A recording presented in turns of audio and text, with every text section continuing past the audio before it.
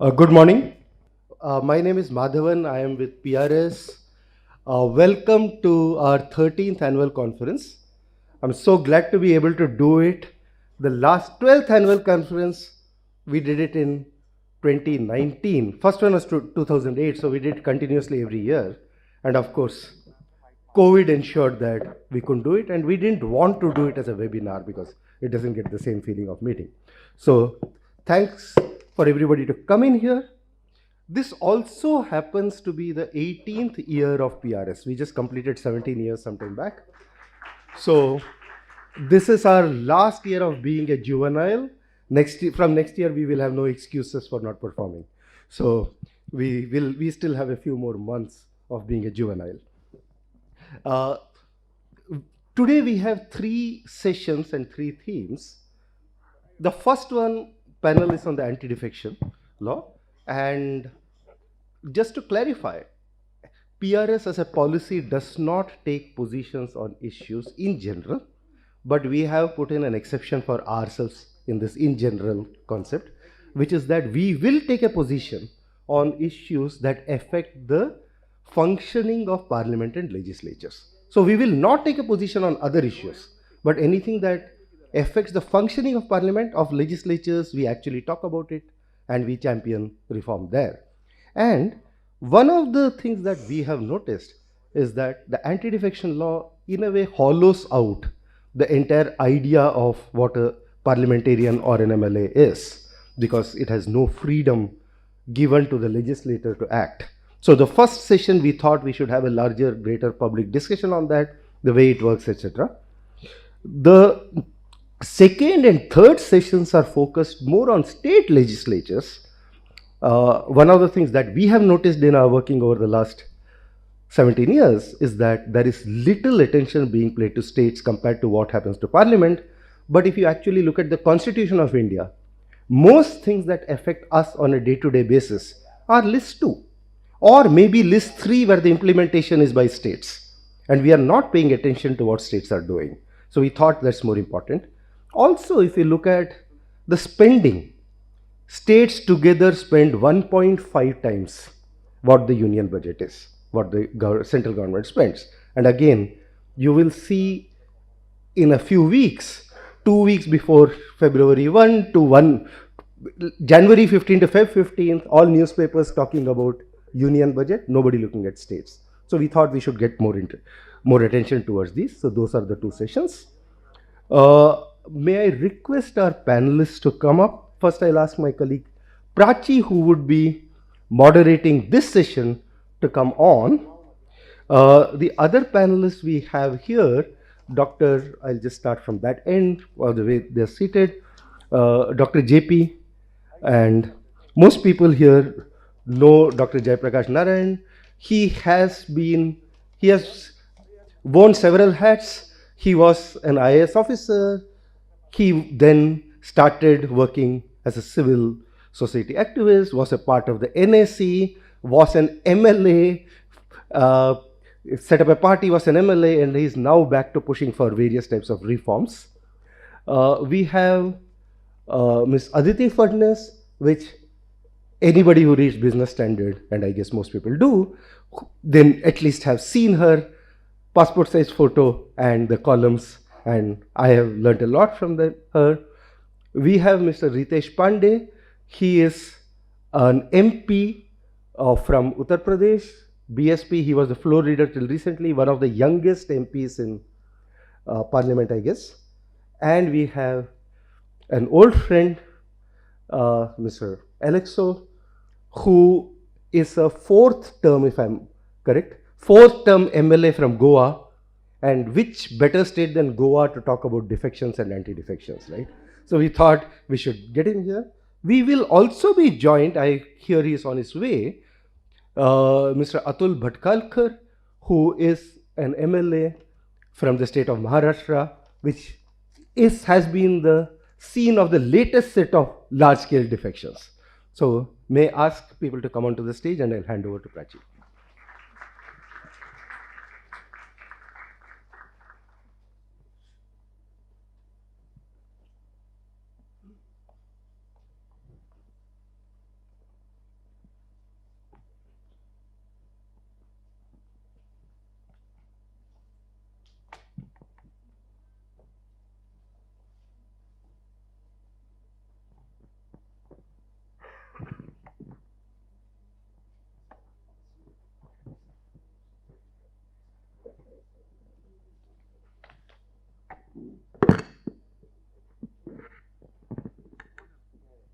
Good morning, everybody. Thanks, Madhavan, for introducing the panel. And I think we'll start. Before we begin, I just want to say a few things. The anti-defection law was added to the Constitution to prevent political defections. The reason being that these defections undermine the foundations and the principles of our democracy. What it basically does is that if there is any vote on any particular issue in the House, and if the political party issues a direction, then all MLAs or MPs belonging to that political party have to abide by the party's direction. The problem with this is that it restricts legislators in exercising their independent thought and carrying out their role in an independent manner. Legislators the primary responsibility is to hold the government accountable, and in turn, they are also accountable to the people who have actually elected them to their office.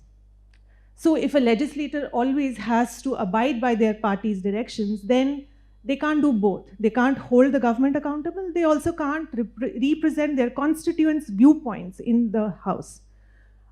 If a legislator is actually always at a risk of losing their seat if they do not abide by the party's directions, what it does is it shifts the power from the legislator to actually whoever controls the political party. And it entirely sort of twists the idea of how we understand our parliamentary democracy on its head. There are reasons most of us assume that people vote on party lines, and hence the argument is that, since we voted for such and such party, the legislator should always sort of vote on the basis of what the party says.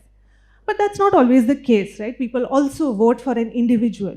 And we also see that political parties spend a lot of time and energy and resources in identifying individual candidates who can stand in the elections. Parties also have common themes and common ideologies that tie them together. And the assumption is that most MLAs or MPs who have joined a political party agree to those ideologies. But it's almost impossible, right, that everybody who's a part of a group, or in this case a political party, will always adhere to the same ideology or agree on everything that is being discussed and debated.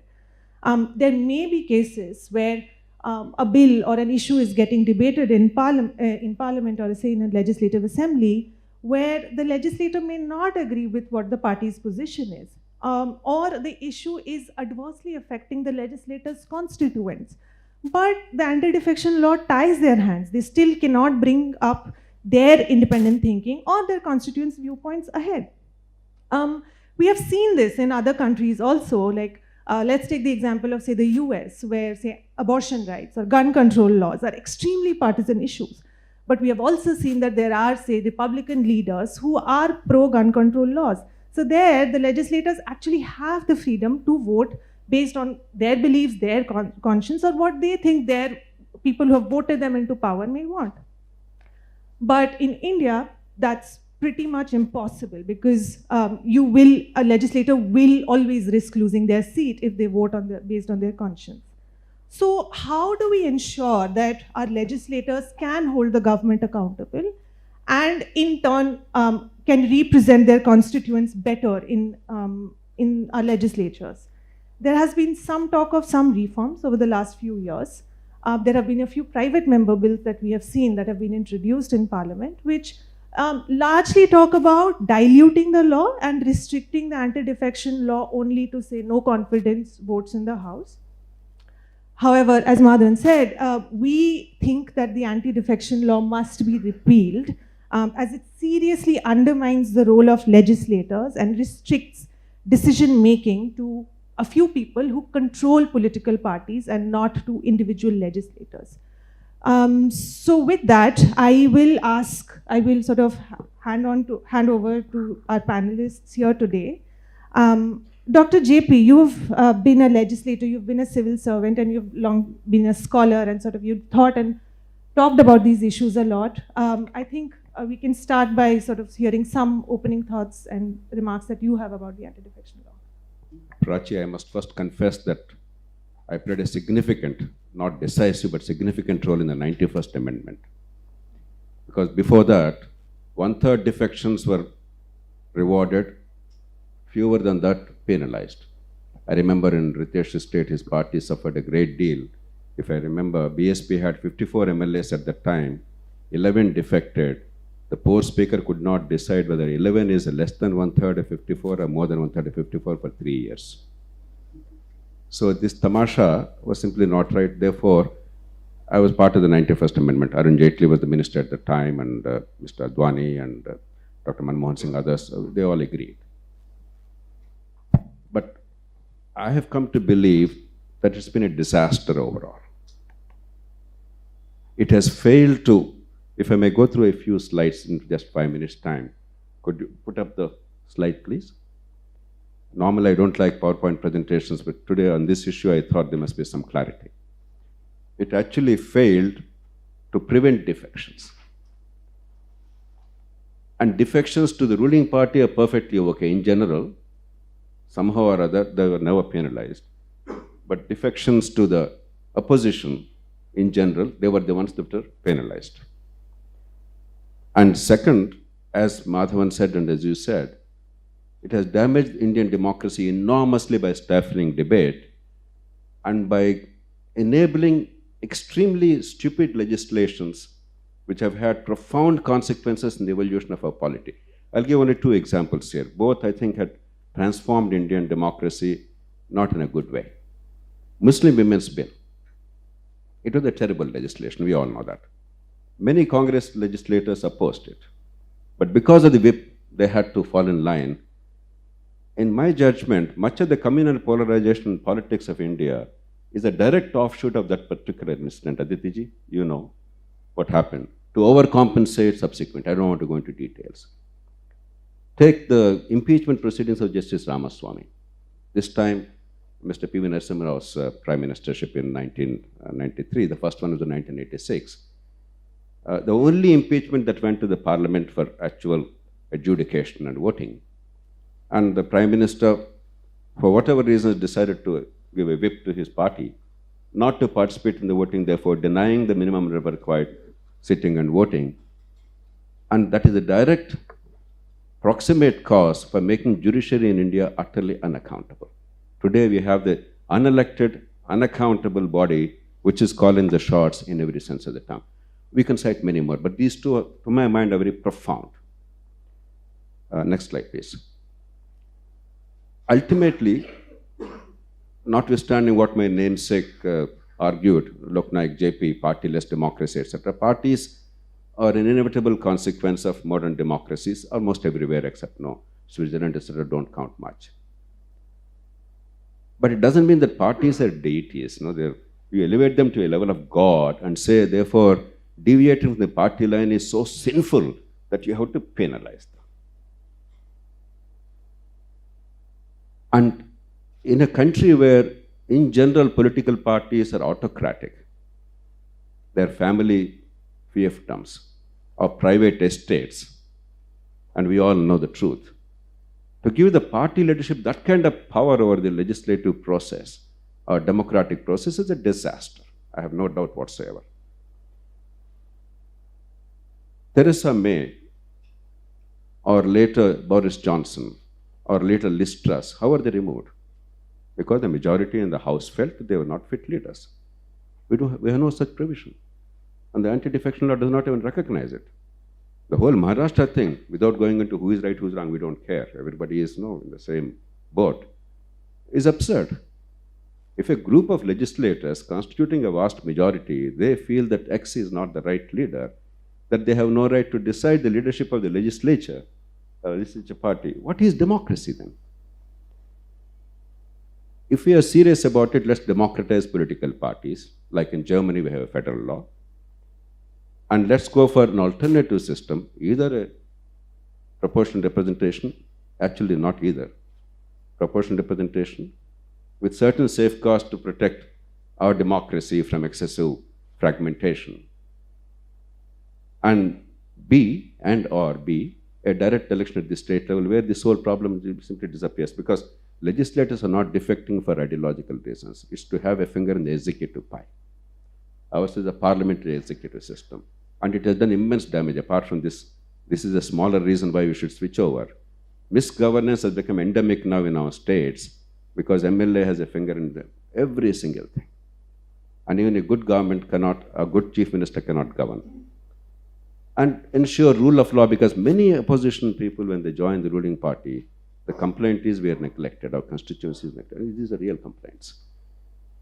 And if you want to persevere with the existing law, then I think what they are looking at, as Prachi mentioned, is not a bad idea. Restrict this only to the lower house. Upper house is meaningless, both in the state and the union. Restrict only to no confidence motions and budget, because they determine the survival of the government. And give this power to the election commission. If you remember other disqualifications, the president or the governor has to take the advice of the election commission and shall be bound by that advice under the constitution, under articles 103 and 192. But ultimately systemic reform is what we require. At the state level, not at the union level, there's no time to go into that. A direct election of the chief minister and separation of powers, chief minister or governor, whatever you call him. And leadership changes being effected in internal democracy in the political parties so that the members call the shots, not the bosses calling the shots. I'm glad that PRS is raising this issue. It's a fundamental issue. We're all pretending it's not an issue. And it certainly hurt our democracy quite considerably, and made the flaws much more pronounced and decreased the health of the democracy. I hope that somebody is listening.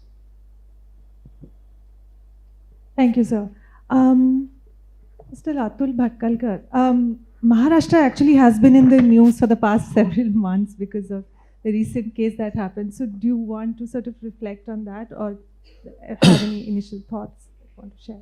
First of all, thanks to the PRS legislature for this wonderful topic and very important topic for discussion. Let me clear first that whatever I am going to speak, it is my all personal opinion, not my party opinion. Because I am in fact totally agree with whatever just Jayaprakash Narayan has stated. And in fact, after Jaipur incidents, when Sachin Pilot camp at Haryana, that time I had written one article in prominent Marathi daily, Lok Satta. And heading was that नेतेशाहीस मोकळीक ची सुट्टी केली पाहिजे आता, म्हणजे क्योंकि the singular effect of anti-defection law was that it killed totally inner party democracy completely. That is the singular drawback of this anti-defection law. Despite anti-defection law, defection take place, whatever way we can find, we try to find out that way. And I can also give n number of examples. I know one example from one state where speaker did not decide on disqualification for 5 years. And so, as you said, Atal Bihari Vajpayee brought merger is the only option, and that is also with 2/3. But that also we deviated, we started giving resignation, and then we can re-elect again in many states. So, in my personal opinion, 2-3 things are required to do it. Totally abolition of anti-defection law is not much helpful. Then again, Bhajanlal era will start. Ayaram, Gayaram. In a movement, whole ministry will go to the another party. As on today, as he said, opposition members may switch over to the treasury party. But if there is no anti-defection law, then the moment in one state any regional party get elected, they will make alliance with the central party or they will join central party. So that is not the real answer. 2-3 amendments should be brought. As you rightly said, that legislature has lost their power to discuss, to even dissent anything on laws. That is a different point, that how many MLAs or MPs really want to speak on bills and they want to discuss. That is a different scenario. But despite that, to use cruel word, the moment I enter into the legislative assembly, I became slave of the party. It's a very cruel word, but I have no choice. I cannot use my brain. And all political parties are issuing whips for anything, just because not attending meeting. Anti-defection law is not introduced for mayor not attending the party meeting or dissenting my views. And so, first, anti-defection law should be there, but only on the budget voting and no confidence motion. On other than these 2 points, anti-defection law should not be invoked. Legislators should be free to speak whatever they want on any bill. Only budget, if fails, then government falls in our parliamentary democracy. So if any another bill is do not get majority despite introduced by government, then it's okay, heaven will not fall on us. And so then it will be very healthy discussion. One more thing, if any legislator resigns once he get elected, then he cannot contest election in that term. Otherwise, this will go on, that 15 will resign, 20 will resign. So there is no point in that. And so for that particular term, he should be barred if he resign, because the anti-defection law, if I willingly tomorrow leave my party membership, then I debarred from my legislature house. So that one more amendment should be there. And third amendment, all assembly levels disqualification should be decided by High Court judges, and in Parliament it should be decided by Supreme Court judge. If we introduce these 3 things, then we will in a position to take advantage of original spirit of anti-defection law. And at the same time, as you rightly said, that it totally stop the debate within a parliament or within a legislature, that will again revive, because mere party dissent, it cannot be a anti-party activity. And so I can freely express my opinion regarding laws or any other political issues. And as you mentioned that Maharashtra is in news, see, that was the fallout of stringent anti-defection law. We contested with one party, putting photos of one leader. I got elected, and tomorrow morning I decided I will not go with them. Supreme Court also stated that this is not constitutional morality issue, this is a political morality issue. But ultimately, where people will go? They cheated people basically. And so if we do all these things, I think anti-defection law will be more vibrant and it will serve its original purpose. Thank you. Thank you, sir. Mr. Ritesh Pandey, so you've all been an MLA in the state and now you're in, here in Parliament. What has been your sort of observations, and what do you think based on what Dr. JP and Mr. Bhatkalkar have just? Thank you very much for having me. Before I start, as you had just mentioned, see that I was the leader of the floor in the BSP. It was until my father, who eventually went and joined the Samajwadi Party, contested from there, won, I was removed from my leadership in the BSP. I want to begin with this because obviously your consequences are not just limited to what you do within the party, but also what family members end up doing.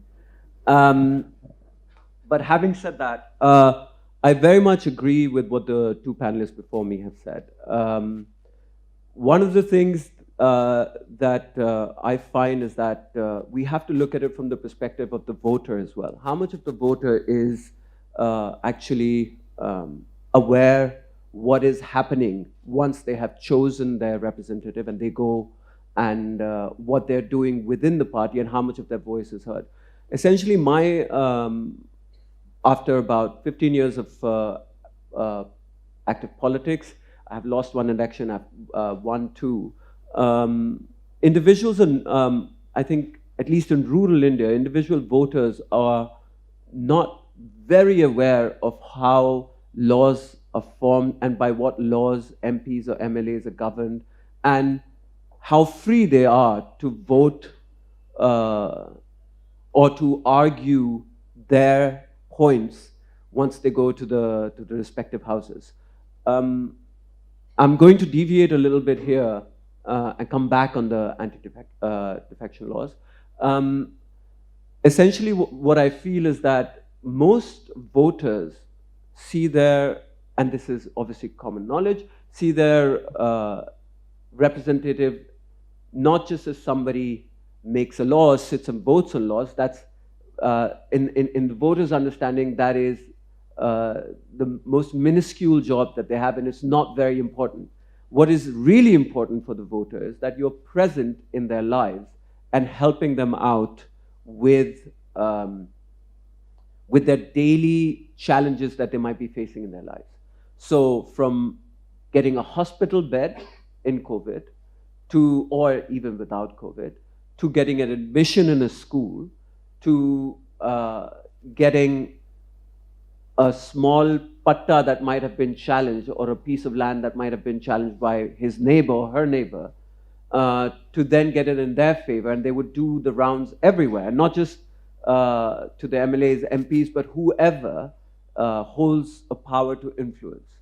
So when it comes to what individuals are doing inside the house and how they're voting, there is very little awareness on the part of the voter, and therefore MLAs and MPs, often their choices are determined by not what ideology you come from.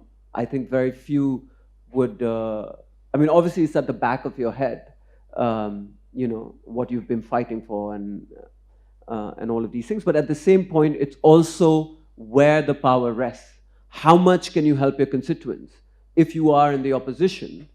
And how important it is for you to do, in order to do something.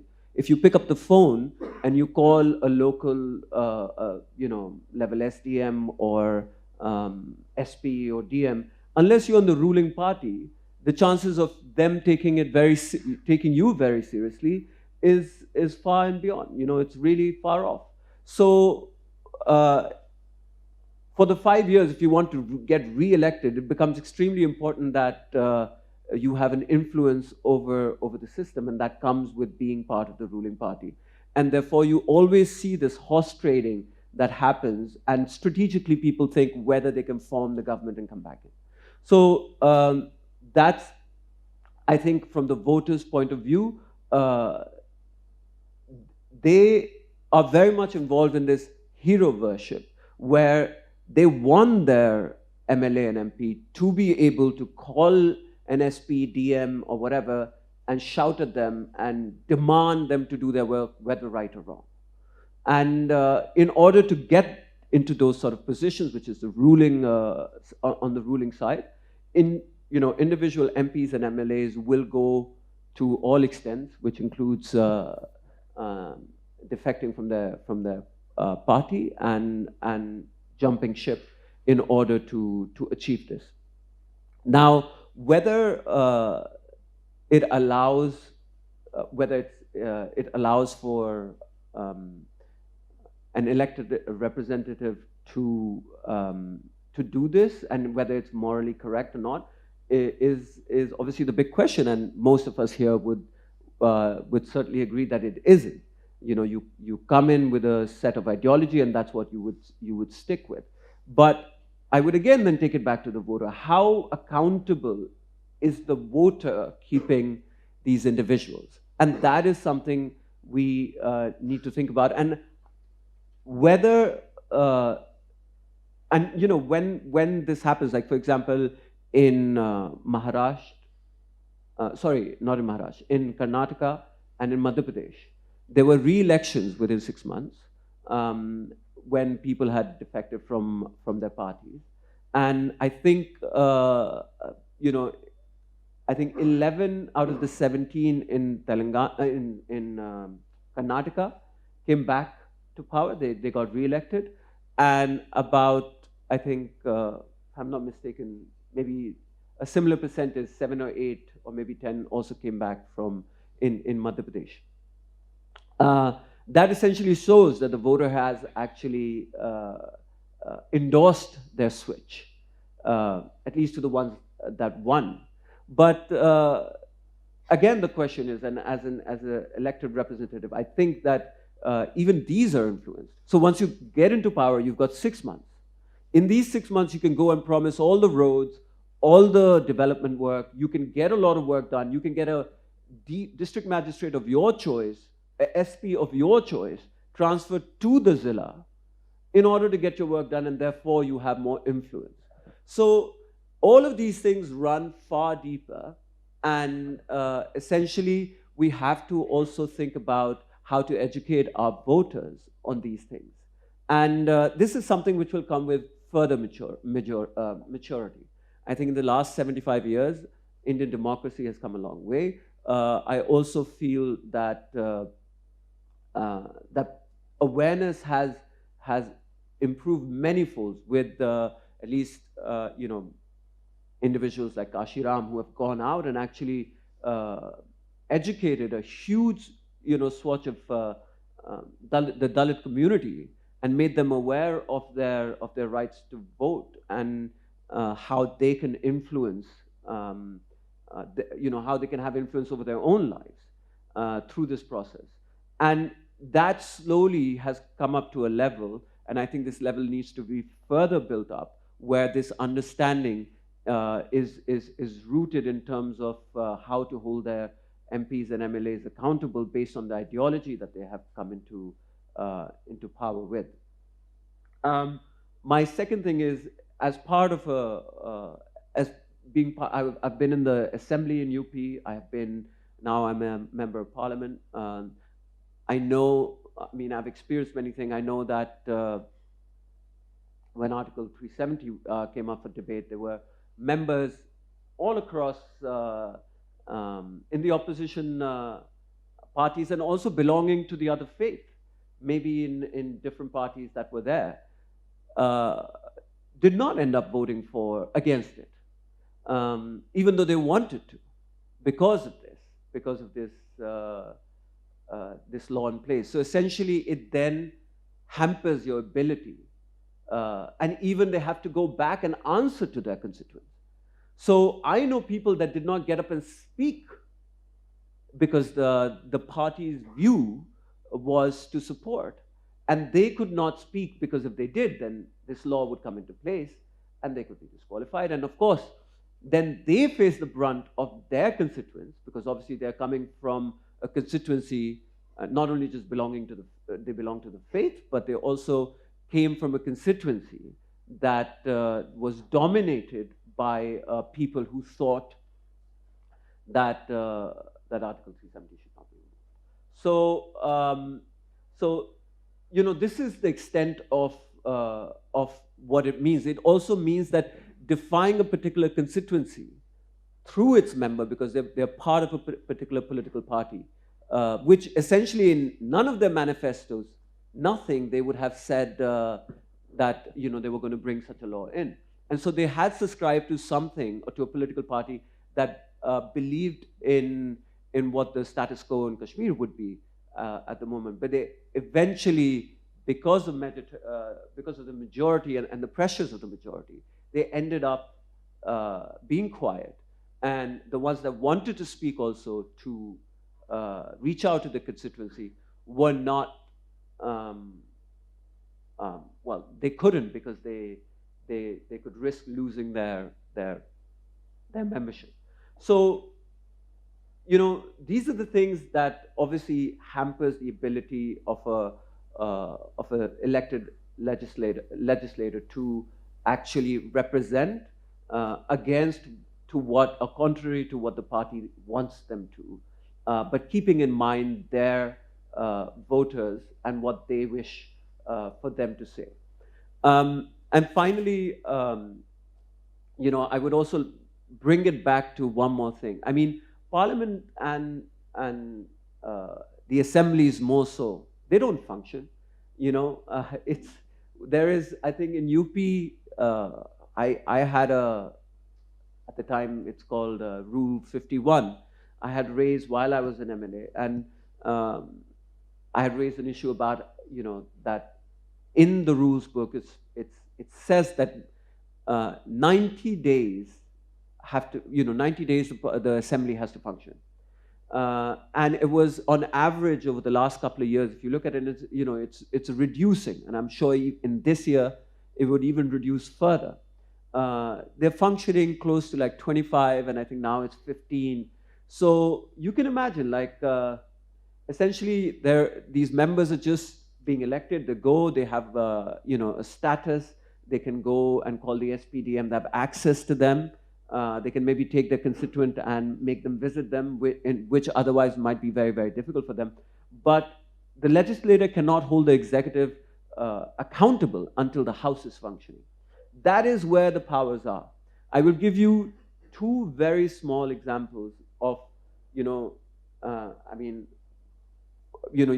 as an MP and MLA, yes, you get all these perks, and that makes you feel great. But at the same point, the real power or the ability to make a change lies within the House.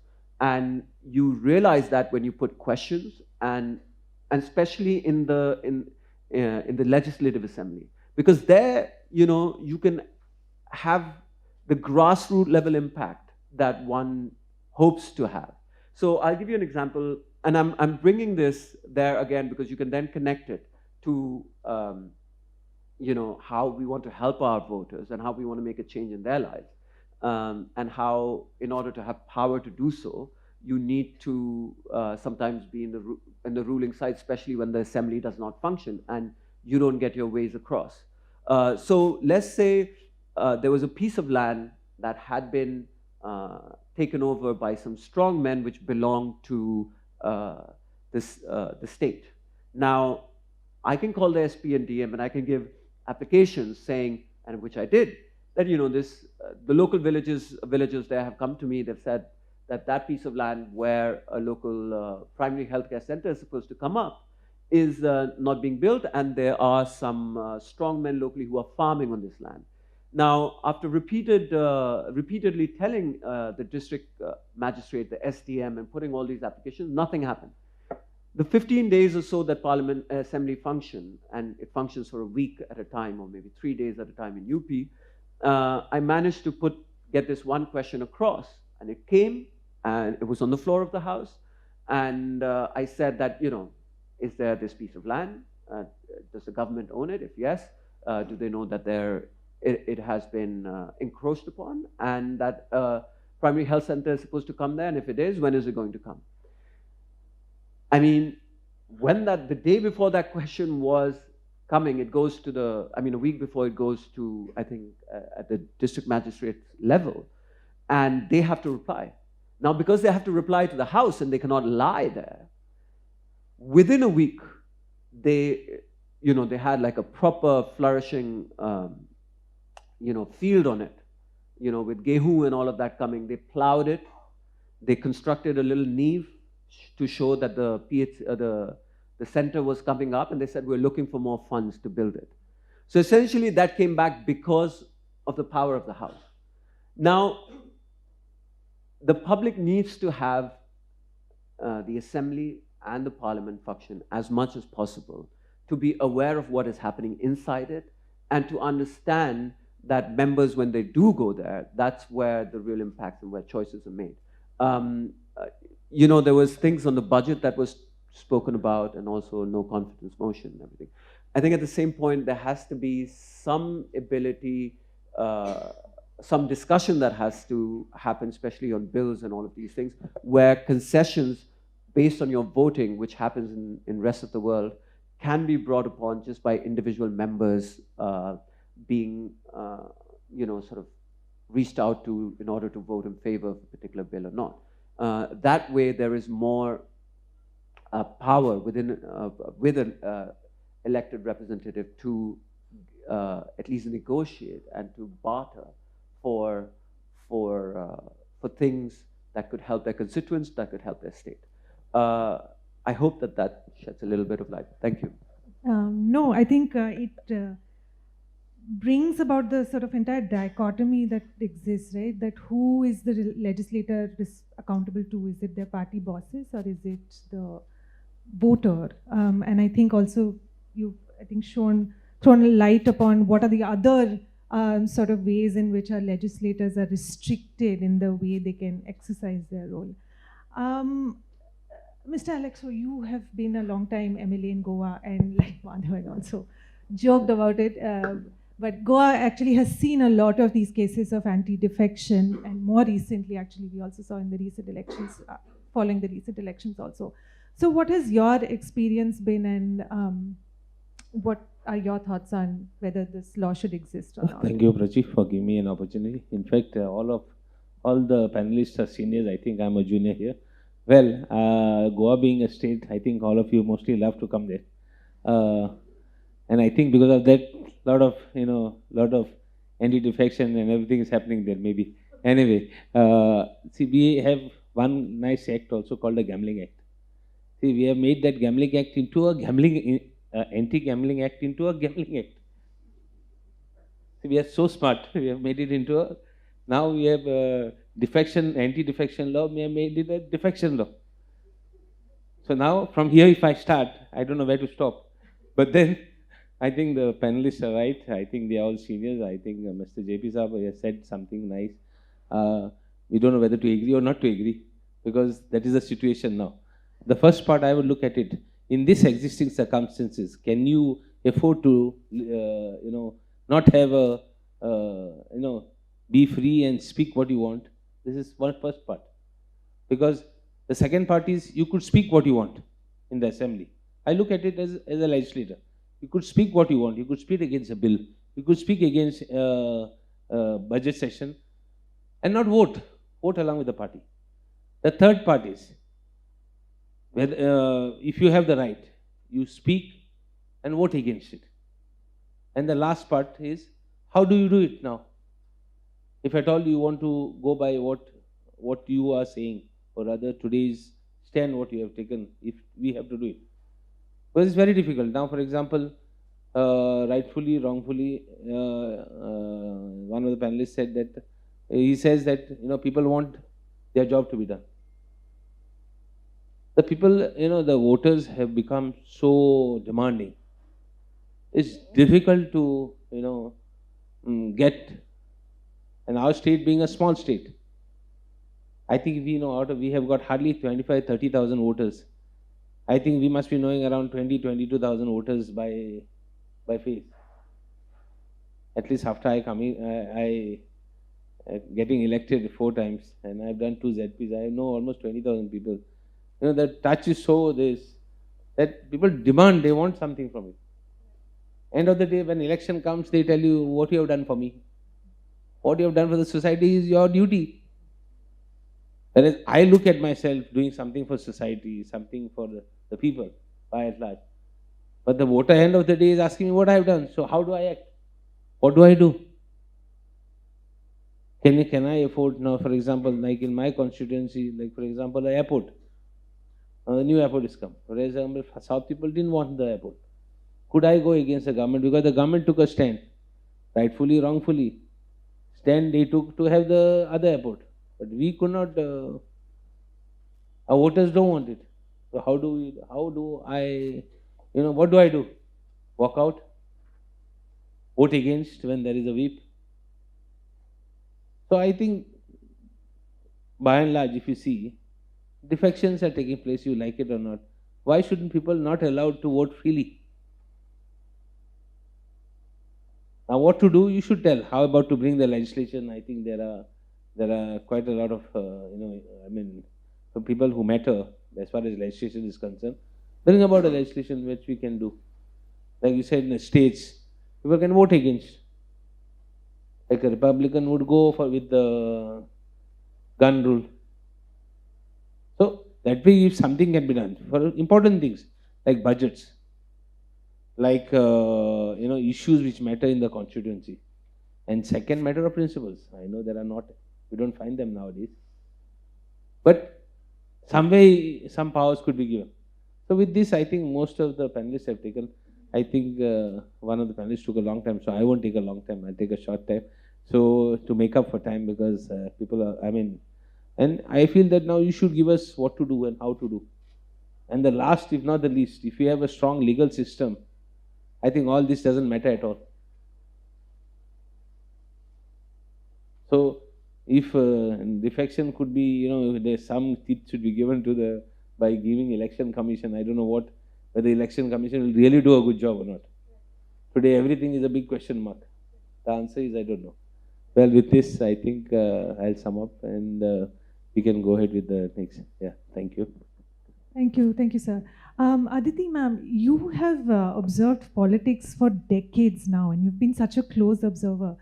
Do you see the anti-defection law how have you seen it play out? Do you also get a sense that it has, restricted legislators' ability to vote as per their conscience, or like sir was saying, think freely and act on how you feel? Have you seen that happen in your career?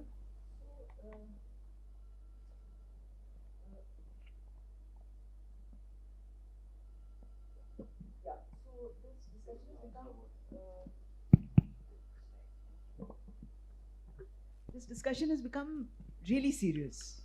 So I'm going to tell you a story. And I'm going to tell you a story about a gentleman who I won't name, who belongs to Alexiou's state. He has been chief minister, he has been MLA in almost every government, and his fortunes are a bit low now, but he is a very, very versatile politician. And he, to the point where the last time he changed parties, he's been in most parties. The last time he changed parties, he actually decided that he's going to, he was required to change sides. So instead of changing sides, it's a hassle, right? So why not merge your party with somebody else, right? Of course, the fact is that he wanted to merge his party with another party, and the top two leaders of those two parties, the one that he belonged to and the one he was thinking of merging the Goa unit of the party into, were having talks in Mumbai about how to organize opposition unity and so on.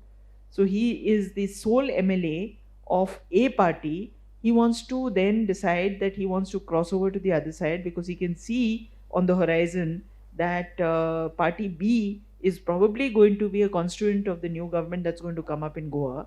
And so he wants to cross the floor. How to do it legitimately? So why not merge the party, the entire unit, and just cross the floor? So now, I don't know, he's a very resourceful person, but he is very much a man of the people. His father was a loader in on the docks. Um his parents were very ambitious about their children, possibly rightly so.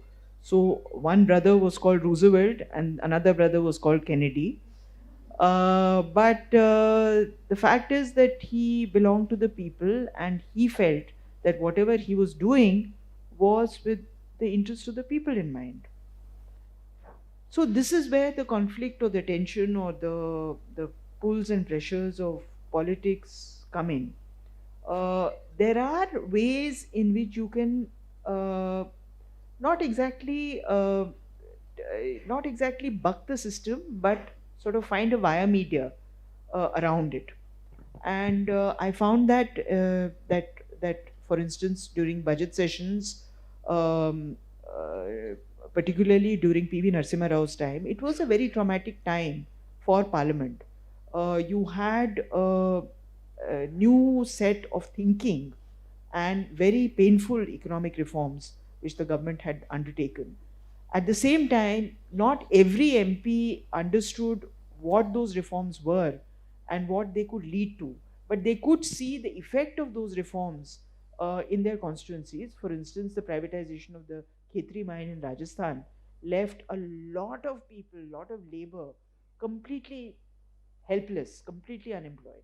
They didn't know where to go, they didn't know anything else to do. And they attributed this privatization to the crisis that of livelihood that they were facing.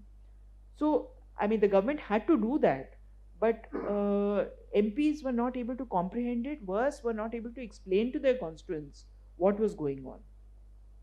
Many MPs felt very strongly about the economic reform. The way they expressed it, which was later to find, which was actually laying the ground for a wholesale political migration to another party, was via cut motions. So every time there was a budget, I remember very clearly, Rangarajan Kumaramangalam would come up with like 25 cut motions that I don't agree with the government on this aspect of the budget, I don't agree with the government on this aspect of the budget. He knew they would be defeated, and it was against the party whip. But he went ahead and used a legislative instrument to express what was a political dissension. And that was a very thoughtful and intelligent way of doing it. Of course, he was laying the ground for his eventual sort of crossover to the BJP. But that's not the point. The point is he utilized an element which was there existing in the statute books to his advantage. And I think that was very clever. There are other issues which are also not directly germane to the anti-defection law, but can become a big issue, as we saw in Delhi government, for instance. And that is the office of profit. So you can have only X number of ministers. In order to compensate MLAs, the number of ministers you have in your government is proportional to the size of the legislature. So how do you accommodate the ambitions and the need for your MLAs to have a position or post, what we call a gadi and a jhanda? The way to do it is to give them office of profit. Is office of profit legitimate?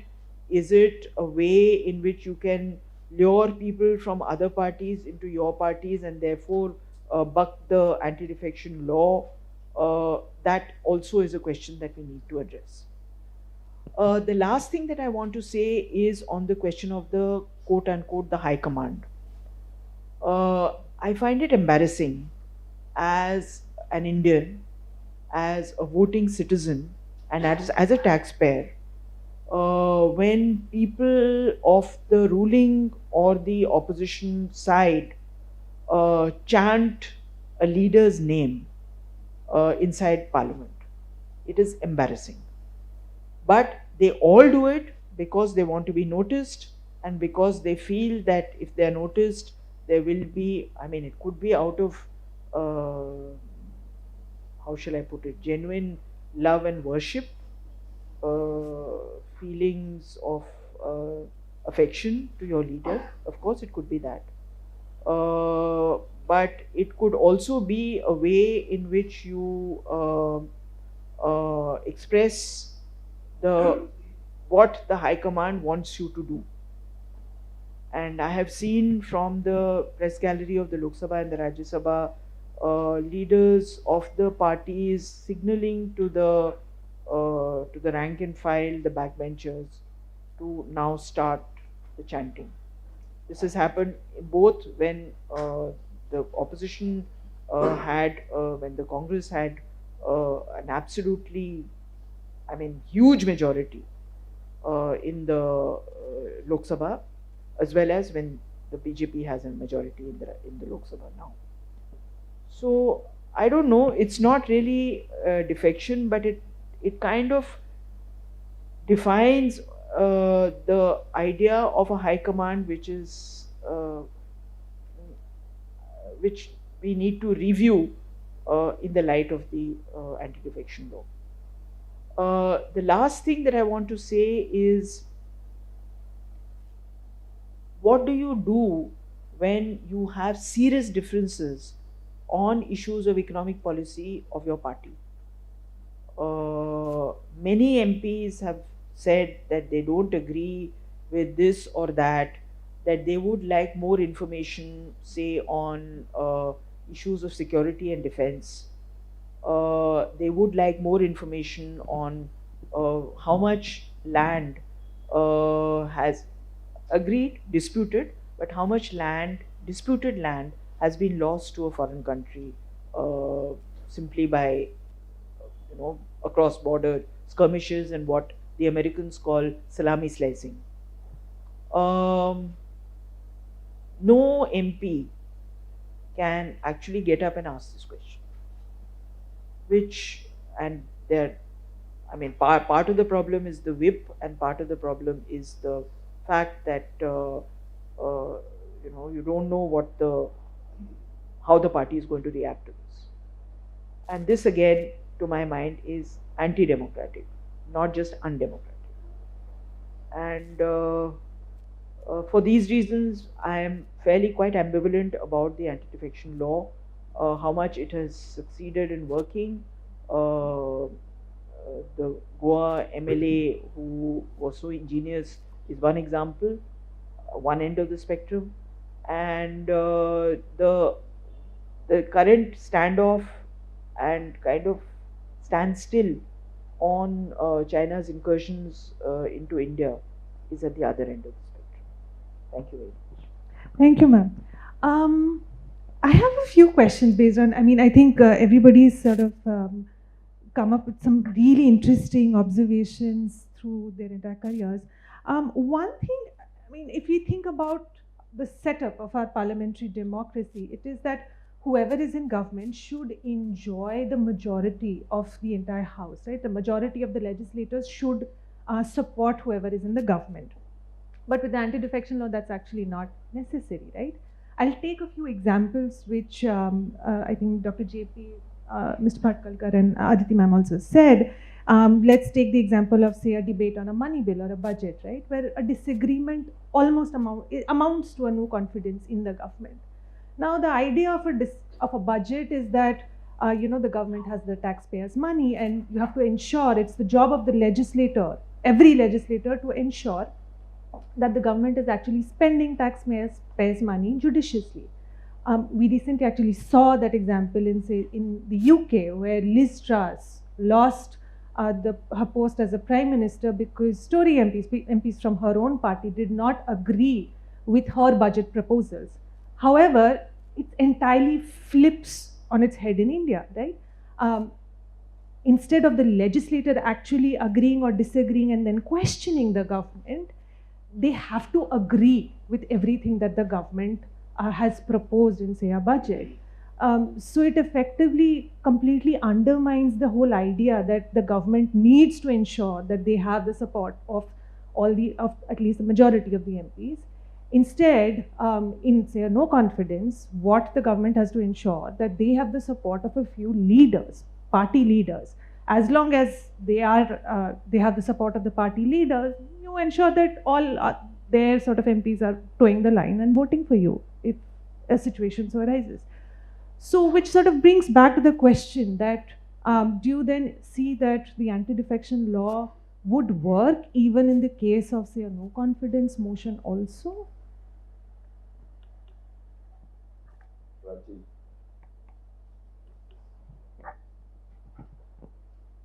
Prachi, you're right. In Afghanistan, many of you may be familiar, Loya Jirga. There's a tribal council, and each tribe has its own representatives. It's just in numbers. There's no question of democracy. Our parliament, our legislatures are now Loya Jirgas. Let's be blunt about it.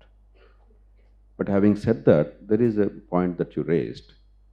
In the parliamentary executive system we have adopted, if the head of the government does not have enough power to hold the group together, the country will not at all benefit.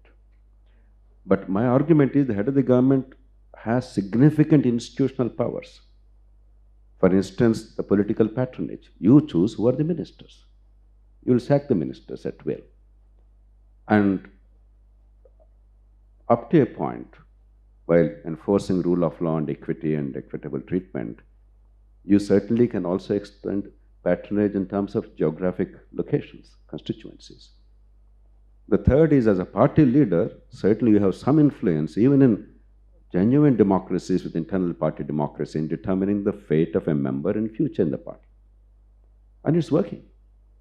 You don't have to use your blunt instruments of throwing the fellow out of politics or the political party or the membership, etc. Having said that, it's also a fact that in the guise of opposing certain bills or certain provisions or certain proposals of the government, in India there's always an unholy union.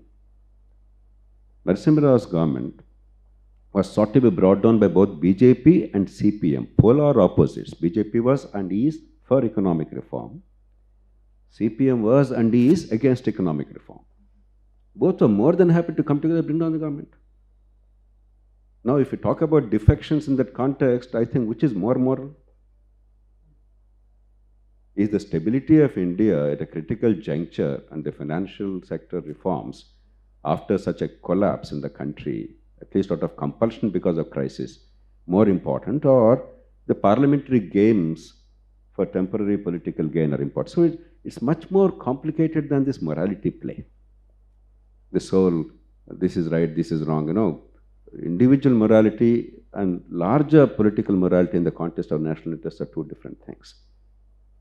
Therefore, let the forces play themselves out, however unpleasant it is. And the second point, just the point that Ritesh raised, very important. The answer to the constituency problems lies apart from what he suggested, the parliament legislatures functioning very well and effectively. We don't at all.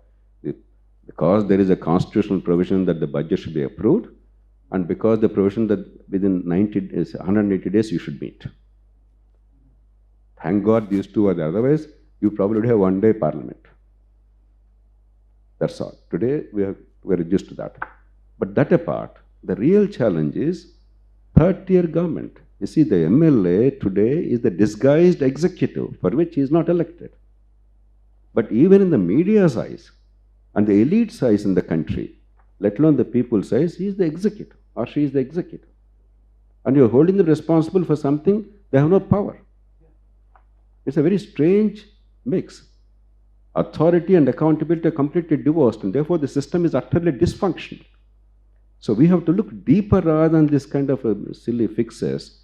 But let me just conclude on this point. While we should be completely opposed to anti-defection law and muscling the legislators and completely throttling them, we must also recognize that the head of the government's authority must never be undermined. That's why I very strongly argued, unsuccessfully because Dr. Manmohan Singh had a middle-class notion of morality, that the Prime Minister should never be brought under Lokpal.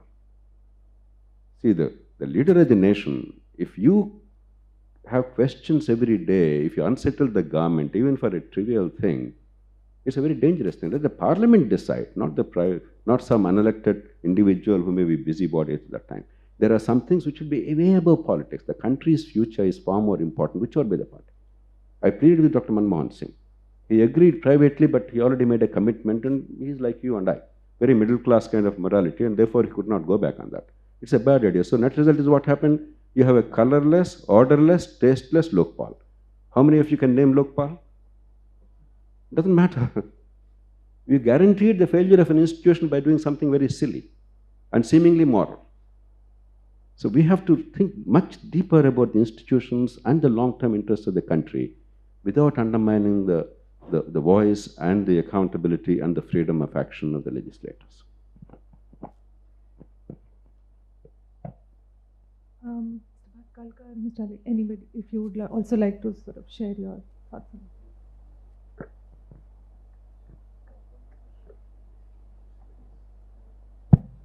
Okay, sorry, just one. I think Mr. Ritesh Pandey has to leave in a bit. Parliament starts at 11. So if you want to have any closing thoughts, or if you want to sort of just respond to this question about do you think the anti-defection law, I mean, there has basically largely reforms have said that the anti-defection law should only be there when there's a question of no confidence in the government. Do you agree, or do you still see that even there, the onus is always on the government to ensure that they have a majority, and they should not have the party leaders should not have the power to whip MPs or MLAs into position in agreeing on a certain line?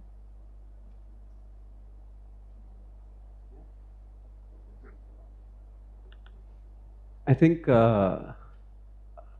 JP has been very articulate with his views here, and I totally agree with him. One of the things that I feel is, obviously, as an elected representative, we would like to be approached on everything and be convinced, right? Because we have the duty to our constituents. And yes, on bills and everything, the party whip coming into place, I totally feel that is something that stifles our ability to think, to actually go back and study about a particular bill and think of the pros and cons, because you're just going there to sit down and get media time, TV time, say something controversial, get your pictures in, go out to the media, give a little bite and come and let the whole tamasha unfold in front of you, and that eventually will get you votes, right? Because obviously, jo dikhta hai wo bikta hai, what you can see sells. So essentially, what I'm trying to say is that everything boils down for most people who are in politics, who are in electoral politics, to want to come back into power and represent their constituents. Now, we can either do that by, if we don't have powers, by trying to get, trying to be controversial and say things that will get us out in the public eye, or on the other hand, come out with genuine, there could be genuine negotiations behind the scenes if the party whip and anti-defection laws did not function in at various stages. Then essentially you would get something very productive that could come out, and you could even get members, and even it would, I think, encourage the younger generation who really want to make a difference, and they can see that, obviously, they can see that by getting there, they could actually sit down and negotiate better deals, better things for their constituents. So yes, I think, anti-defection laws, apart from no confidence motions, I think it should not really come into place. But at the same point, it becomes extremely, the example that JP just pointed out, that, you had the communists coming together with the BJP, and that's like two extreme sides coming down together to bring somebody else down. And that also needs to be kept in mind, because it's very, very important to have some stability for the country to function. And one more thing with stability, I would like to say, that because of all of this, and because of laws not being able to pass. And what I said earlier, the majority um, of the voter, what you can see is that in UP since 2007, there has been a majority government. And that has been the case in most states. And now that's the case in the center also for the last 10 years. People want, they are sick of not having things. I mean, this is what I would conclude. They're sick of not legislators or the government not being able to push through with their policies because of various ideologies that come together to form a government, and those ideologies then playing out. People have chosen to give full majorities to successive governments in UP and now in the center in order to see these policies move forward smoothly. And that too has to be taken into account. So that's what I mean, that slowly these things are being developed. And I think in time with debates like these and, you know, especially with the people that are here, you know, this is the elite in sort of a way that we are discussing things with. But how many of us will, you know, how does this idea communicate right to the bottom, you know, or it's limited to arenas such as this? And if it's not going down to the bottom, then in the long run, the change is still slow, and it will come, I'm very positive, but it's going to come slowly. I think it's very important to, again, with technology and with the tools that are at hand, to develop things in the vernacular and deliver to people and create this awareness. And only then moving forward, you know, I think changes will come, and hopefully we can see that you know, individuals will get more rights, or elected members will get more rights to exercise their mandate. Thank you. Just a brief comment, Prachi. You know, our whole approach generally is that politicians are all scoundrels, these are all bad fellows. No. 1999, many young people may not remember, Vajpayee government faced no confidence motion. Not one member defected, not because of moral fiber alone. If Vajpayee ji telephoned to people, do you think they would not have jumped? And there were so many small parties.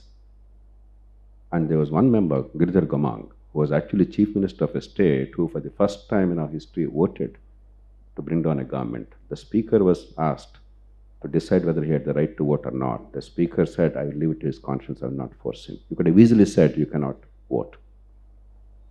I wrote a column praising the Speaker at that time. Immediately he called me and said, I'm so thankful to you. I'm terrified that because of me a government fell.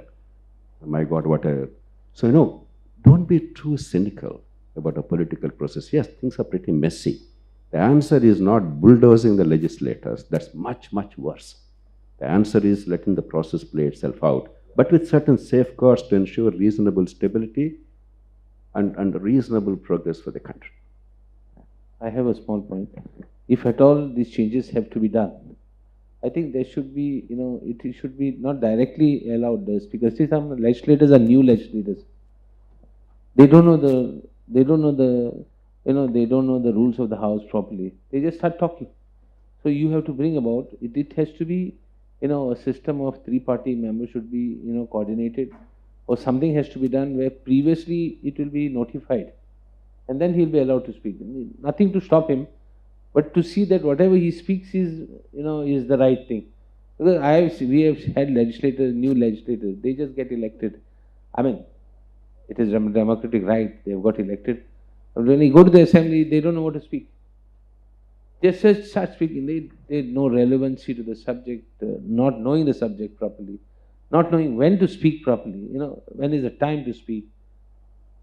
So, even if a system has to be brought, there has to be a proper system.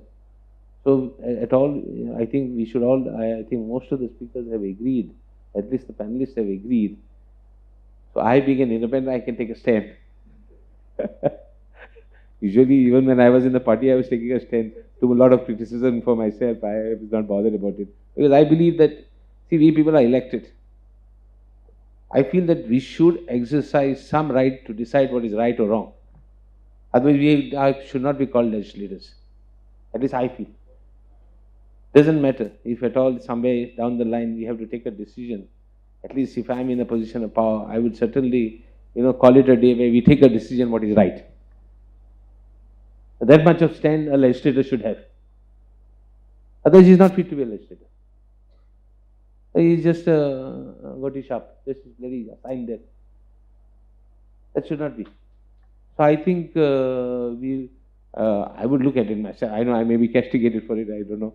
But then I don't have an issue. Let it go the way it has to go. Somewhere down the line, I always believe this country has lasted not because of, like what JP Sir said, scoundrels or whatever. It is lasting because of one decent guy somewhere down the line who doesn't want to have any cup of tea or something from anybody. He calls it his duty.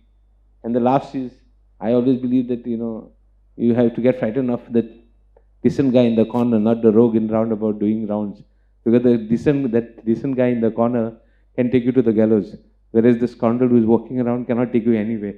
I think with this, we should have, if at all, we should have something to interact and allow this debate to go through. I think some system should be there. It cannot be just done just like that, because some system is in place, a proper method, proper way of doing it, like how they do it abroad, a proper discussion, proper, well brought out discussion, where you're given time to speak. Everything is to be done and comment, because nowadays we get assembly, you get the budget session, you get 2 days to speak. You have 27, 30, 40 subjects, important subjects. I think we have got much more subjects than that. You're just getting 10 minutes to speak. So now I'm speaking on one subject, I'm looking 10 minutes, 10 minutes apart, he's ringing the bell. The speaker is telling, Basa, Basa, sit down, he's telling, sit down. Now, whether to sit, now what has been thought out also, you don't remember because somebody is castigating you. So, proper way, everything should be done properly, and that's all. I think with this, I think I should sum my view. Thank you. I have a question for actually Mr. Bhatkalkar specifically, because the example I'm going to use is from the recent incident at Maharashtra. So the anti-defection also sort of brings about a certain kind of absurdity in our democratic setup, which is, so there is a party position everybody has to toe, right? Who decides this? Is it the leader in the house? Is it the prime minister or the chief minister? Or is it the party president? Because we have usually seen that these two persons are usually in alignment, but that may not always be true. And we saw that sort of happen somewhat in Maharashtra also. Mr. Thackeray, before the confidence vote actually could happen, Mr. Thackeray actually resigned and Mr. Shinde became the CM. But let's say Mr. Thackeray had chosen not to resign. Now the speaker had already chosen the whip from the Mr. Shinde's faction. And this whip would have then directed all Shiv Sena MLAs to vote against Mr. Thackeray. And Mr. Thackeray also had to vote in that same vote.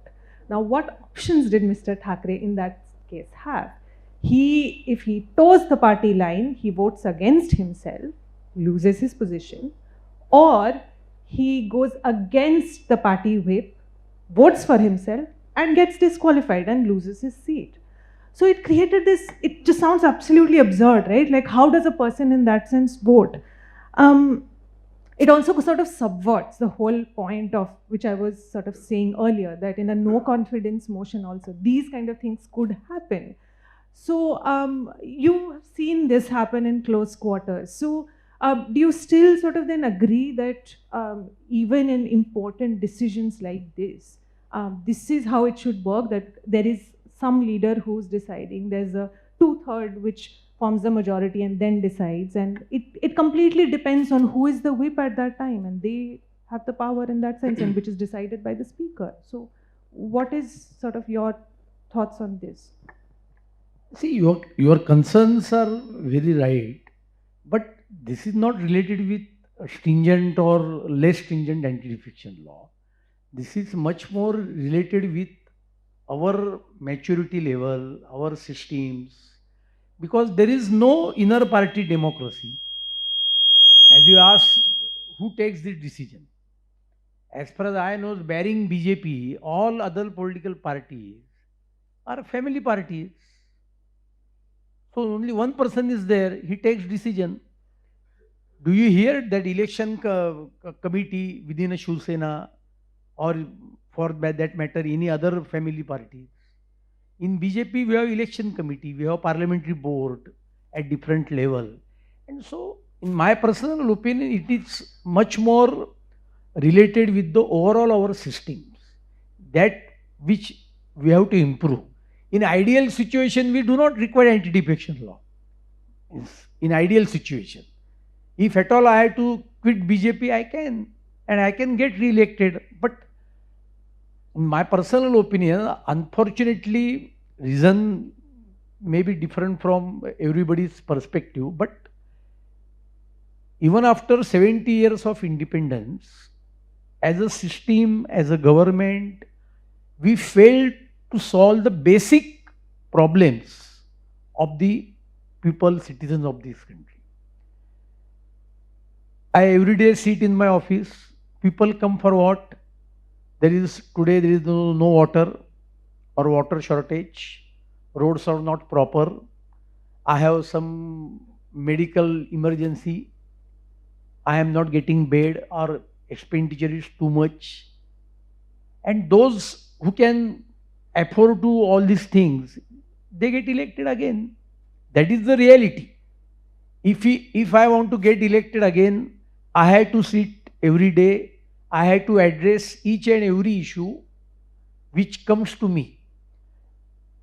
Legally or ideally speaking, I am a legislature, means Vidhi Mandal.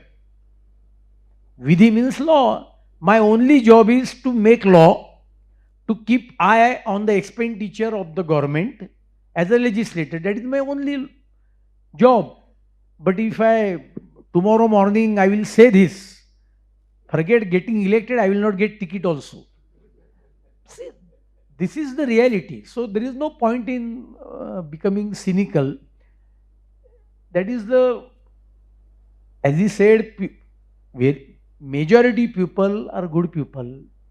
And even, I will say, majority politicians also. So don't color all politicians or all legislators with one brush. There is no point in that, because then it will be pessimistic and cynical. So overall, our level of debate and everything, see, law, the biggest drawback of law is, in my opinion, personal opinion, law always works negative. It never works positively. And so tomorrow you can make amendment that 100 days Parliament and Assembly should be in sitting. Then what about the quality of discussion? As he said that now day by day it is reduced, I may totally agree. But my point is, how many MLAs are really interested to run legislature for 1 month? As he is from Goa, I remember one incident when Manohar Parrikar was CM. There was heated debate and he became angry and he declared that I will run this budget session for 1 month.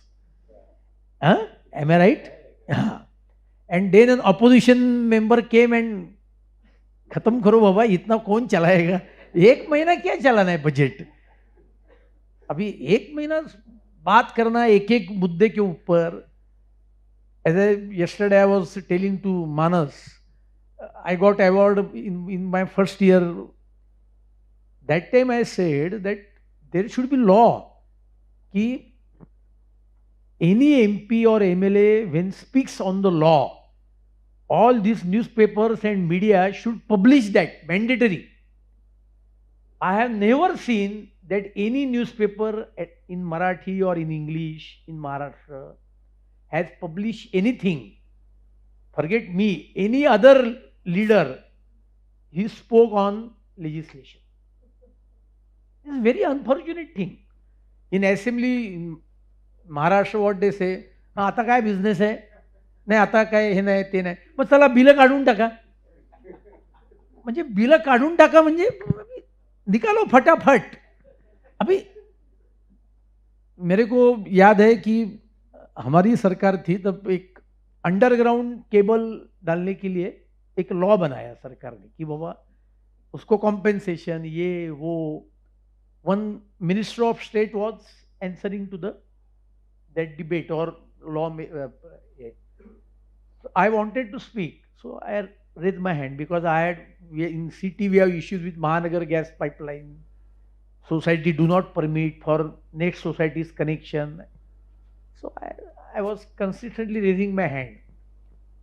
Then suddenly that day's working is stopped, and that minister told me, अरे बाबा मला तर काही कळत नाही, तू कशाला प्रश्न विचारत बसतो, ते आता उद्या परवा बघू आपण काय ते, तुझे कॅबिनेट मिनिस्टर आले की आपण ठरवू काय ते मला काही कळत नाही म्हणाला. अभी लॉ किसको समझता है, वो क्या करते हैं, but at the same time we should not forget that committees are regularly working at least at parliament level they are working fantastically, no doubt about it. At state level I don't know, but in Maharashtra many committees are doing good job, definitely. And so everything is not related with only anti-defection law, it is related with our economic, social situation. So in my opinion, and the only way forward is consultation. And recently I have gone through the first ever RBI's report on municipal finances. It is so pathetic, facts. Means many corporations do not have even accounting system. The RBI stated in their own report, no state has constituted finance commission. Again, in my own state, I know for sure 4 or 5 years before, earlier government appointed finance commission. The guy was appointed as the chairman of that finance commission. He is supposed to complete his work within 1 year. You to tour Maharashtra, visit all corporations and all that. He kept on doing his work for more than 3 years. Car, phone, fuel, subject. Exactly. For that only. And unfortunately, he was the chief secretary of the state. So, this is the situation. So, legislature also has many problems, many. So, I think the way forward is, as I said, consultation, and definitely we are improving. I am not saying that we are not improving, but definitely subjects may be changing, vary from another topics and that, but we are improving. I am not pessimistic, at least. I am not saying that I have no use of my legislative power to solve problem of my assembly constituency. I don't think so. But, to give a brief legal answer to your conundrum, Uddhav Thackeray conundrum, it's a second order problem what you raised. The first order problem is should there be the power vested in the legislators to change a leader or not? Unfortunately, Mr. Arun Jaitley and his team, they bungled in in not talking about that provision in the Constitution when they amended in 2003, 91st Amendment. And second, right now it's before the Supreme Court, and I hope court will understand that and take an appropriate decision. Because at least even if it's not there, you must read it in the Constitution, it's implicit. Second, how can anybody be anointed like divine? How is it different from monarchy? I am the leader of the party, even if everybody except me don't want me, I have to stay there and you follow my orders. What absurdity is it? And then I'm very surprised that much of the media, much of the punditry in the country is all politically motivated, very polarizing, rather than going into substantive constitutional and democratic issues. We have to rise above Modi or Manmohan Singh or Sonia Gandhi and look at issues dispassionately with the constitutional spirit and democratic ethos in mind. I think we are singularly lacking in that. Aditi ma'am, do you have any closing thoughts? I think we've still run slightly over time. Thank you everybody for the wonderful for a wonderful discussion. Lot for us to chew on also. And I hope the audience also enjoyed the examples and the viewpoints that all our panelists today had to offer. Thank you so much, everybody. Thank you so much. We won't have time for questions.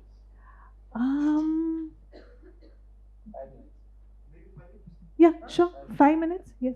5 minutes, we'll cut short the tea break by 5. Yes. That. Yeah. Unfortunately, that cut short our tea break. Then. I have a question, sir. I'm Professor Sriram Khanna. I'm Professor Sriram Khanna from Consumer Voice. Uh, after hearing whatever you have been saying, the word that comes to my mind is juvenile democracy, which means our democracy still has to do many things before it becomes actually a mature democracy. But the question I have is, all these people running for tickets to become MLAs, MPs, party coming in power, there's another people who are sitting in the opposition, they want to come into power. What are they after? Are they after Janseva or are they after making money? Because I feel a lot of people who can't make money in their natural vocations or what they are qualified for, they want to jump ahead and change their economic class by finding ways of making quick money. So is it not that our entire political system is being driven with greed? People trying to get elected and get power by hook or by crook just to make money. Of course, with just exceptions of those who are in public service for the very cause of it. This is my question to you. Thank you. Prachi, I have to take this question because I know this is the common refrain in this country. I can absolutely assure you, almost every legislator in the country with the talent that they have and the hard work they put in contemporary economy can make tons of money outside. It's a great myth that money is what is propelling politicians. It's absolutely not true. I'll give you an illustration of a sarpanch. I was in a village in Karnataka, in a remote village some years ago. He came to visit me and others from my family. His son was to settle down in something. He needed 1.5 lakh rupees capital. Details are not necessary. He sought help. I asked him, just a few months ago, you were elected as a sarpanch. How much did you spend? He said, sir, 10 lakh rupees. I said, look, your son requires a lakh or two, and it's very difficult to find the capital. Why did you spend 10 lakhs for this sarpanchgiri? He said, sir, unmadam, madness. There is a sense of deep-seated insecurity in our society, not politics. We want relevance. We want to be counted. Without a position, not even power. Where is power in the sarpanch? Thanks to the disgraceful 73rd, 74th amendments, we created dysfunctional local governments, overstructured, underpowered. It's a myth that they have any power. And yet, somehow, to feel that we are relevant, they get in. And in case of legislators, they come in to be disguised executors. Nobody is getting elected at least 95% to become a legislator. Because that's the way we perverted our system.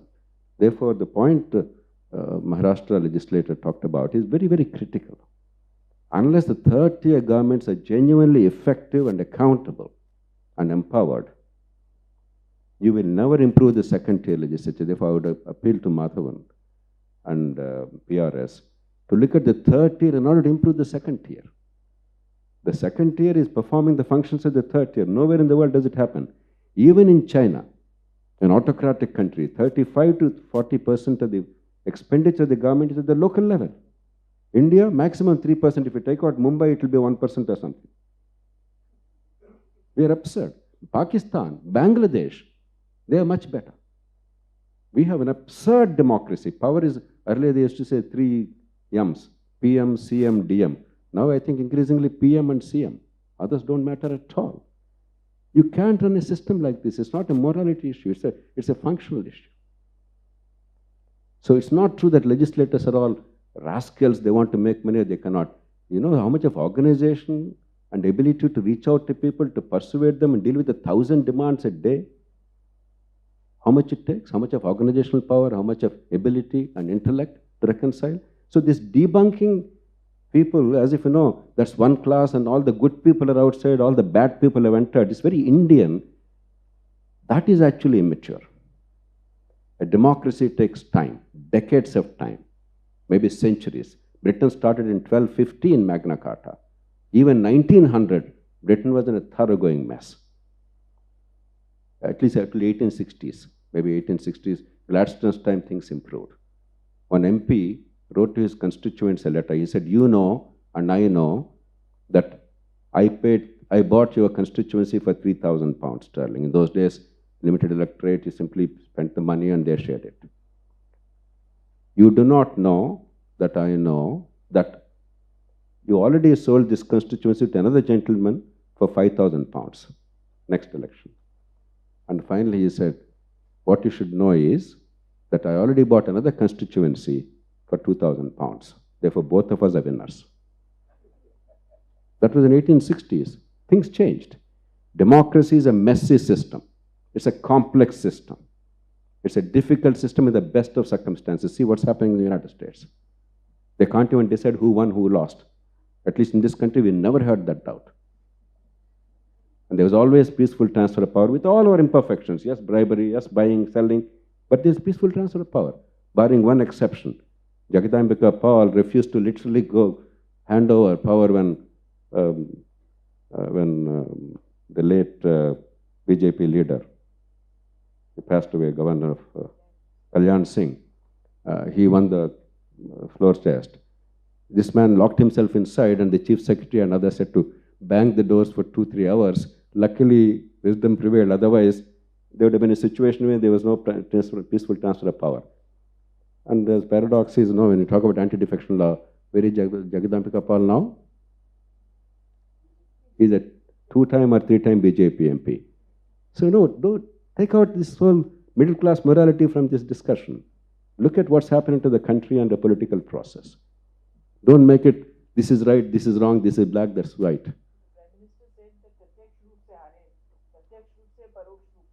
No. And somebody mentioned Bhajanlal. Bhajanlal was asked in 82 election, you will win the elections, who will form the government? He said, doesn't matter who wins the election. If I am an MLA, I'll become chief minister. He became chief minister without a majority. Look at Chimnabhai Patel, lock, stock and barrel, 75. None of you, the young people were born at that time. I'm old enough to remember that vividly. Morarji Desai went on a hunger strike, fast unto death, to unseat Chimnabhai Patel's government on grounds of corruption. Indira Gandhi was forced to dismiss the government because of Morarji's stature. And then Babubhai Patel became chief minister after the election. Fast forward to 89. As an anti-corruption candidate, Chimnabhai became Janata Dal chief minister of Gujarat. Babubhai Patel had to become his senior minister in charge of Narmada. Fast forward to 1991, Narasimha Rao formed the government. Chimnabhai Patel with the whole party switched over to Narasimha Rao's party. Kya bol rahe hain aap? See, the very narrow view of all these things doesn't help. Look at the bigger political process and see how to make it mature and how to make the people wiser. Unless people understand the link between the vote and public good and taxes and services, our democracy will not improve. I come from a part of the country where a by-election cost 400 crore rupees for an assembly segment. 400 crores. Obviously, you know the truth. And that is higher than, for perspective I am saying this, higher than the total expenditure incurred by both the major parties in Britain, both Conservative and Labour Party. In all the 650 parliamentary constituencies, both the parties and the 1,300 candidates together spent less than one assembly by-election in a small state in a poor country. Now we are nitpicking. Think bigger. Thank you, sir.